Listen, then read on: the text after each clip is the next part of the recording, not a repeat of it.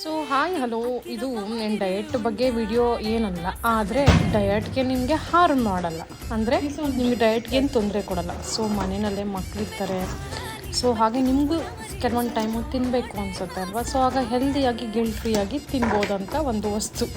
So ಇದು ಬಂದು ಗೋಧಿ ಹಿಟ್ಟಲ್ಲಿ ಮಾಡಿರುವಂಥ ಕೇಕು, ಹೆಲ್ದಿ ವೇನಲ್ಲಿ, ಬಟರ್ ಇಲ್ಲ, ಏನೂ ಇಲ್ಲ, ಬೆಲ್ಲ ಹಾಕಿದ್ದೀನಿ, ಅದು ಲಿಮಿಟೆಡ್ ಆಗಿ. ಹಾಗೆ ದರ್ ಇಸ್ ನೋ ಬಟರ್ ಆಗಲಿ ಅಥವಾ ಎಣ್ಣೆ ಆಗಲಿ ಈ ಥರದ್ದೆಲ್ಲ ಏನು ಯೂಸ್ ಮಾಡಿಲ್ಲ. ಎಣ್ಣೆ ಮಾತ್ರ ಒಂದೇ ಸ್ವಲ್ಪ ಹಾಕಿದ್ದೀನಿ.